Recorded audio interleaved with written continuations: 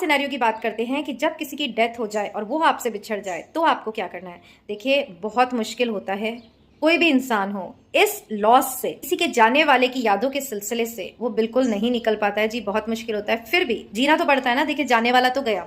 हम देखते हैं वक्त जो होता है वो सबसे बड़ा मरहम होता है। आज जो हमें शौक लगा तो हमें लगता है, जैसे मान लीजिए किसी का पति चला गया, किसी की पत्नी चली गई, तो उसको एकदम शौक लगेगा। ये सब अचानक ही होता है ना, भगवान बताएगा तो है नहीं। कल आपकी बीवी जा रही है तो आप तैयार रहिए। अगर ऐसा होने लगा तो मतलब आप सोचिए एक एक पल निकालना कितना मुश्किल हो जाता है। तो जब हमें शौक लगता है, हम दुख में चले जाते हैं, हमें आसपास भी कुछ दिखाई नहीं देता। जितना जिससे क्लोज रिलेशन आपका होगा उतना ही उसकी डेथ आपको अफेक्ट करेगी, उतनी ही उसकी यादें आपको सताएगी। बट एक बात हमेशा याद रखना चाहिए, देखिए कि हमेशा के लिए तो कोई यहाँ पर आया नहीं है।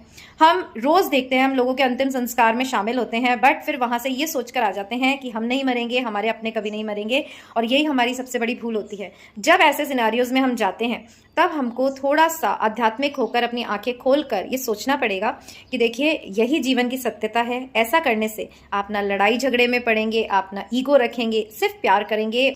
ऐसे में मैं बता रही थी उनकी यादों से कि अगर कोई आपका बहुत ही ज्यादा अजीज, बहुत ही ज्यादा प्रिय, अगर कोई पार्टनर ही आपका चला जाए तो फिर आप उसकी यादों से कैसे मुक्ति पाएंगे। जैसे कि मैंने कहा, यादों से बिल्कुल पूरी तरह छुटकारा पाना नामुमकिन है, पर यस, आप अपने मन को समझा सकते हैं कि जो व्यक्ति आपके साथ जितने टाइम रहा उसको, ईश्वर को धन्यवाद दीजिए कि इतना समय आपने दिया। हम देखते हैं कई बार, जैसे अभी पहलगाम में हुआ कि कितनी मतलब इतने से दिन हुए शादी को और उनका साथ बिछड़ गया, और हम 40-40, 45-45 साल अगर हमारे बेटर हाफ के साथ रहते हैं तो ईश्वर को बहुत ही ज़्यादा धन्यवाद देने की ज़रूरत है।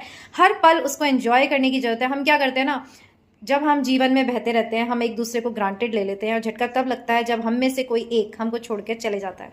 तो इसलिए अपने आपसी प्रेम को बढ़ाइए, और इस पे हम अलग से बात करेंगे कि कैसे हमें रहना चाहिए, कैसे हमें आंखें खोलकर सारे टाइम सतर्क रहना चाहिए कि जीवन भाग रहा है और आपके साथ जो अपने हैं वो किसी ना किसी पे, जैसे लोग उतरते हैं ना स्टेशन पे, ऐसे उतर जाएंगे। तो यादों की बात कर रहे थे, तो उसकी याद देखिए, थोड़ा मन को समझाइए कि जो आत्मा होती है कभी मरती नहीं है। हमारे शास्त्रों का सहारा लीजिए, मेडिटेशन करिए, और यही कि जिसका जितना समय होता है उससे एक क्षण भी ज्यादा आपको उसके साथ नहीं मिलता है।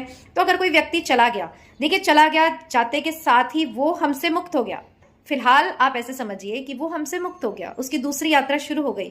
अब उसके चक्कर में हम कैसे, आप मर तो नहीं सकते ना, कोई किसी के साथ मर नहीं सकता। 100 में से एक केस ऐसा होगा कि कोई मरा हमारा बहुत ही प्यारा और हमने भी सुसाइड कर लिया, जो कि गलत है। तो जब हम जी रहे हैं तो देखिए, ये जो प्रोसेस है 1 महीने तक तो आपका रिग्रेट वाला प्रोसेस ही चलेगा। और अगर आपको यादें सता रही है तो अपने आप को थोड़ा ध्यान को किसी दूसरी साइड लगाइए।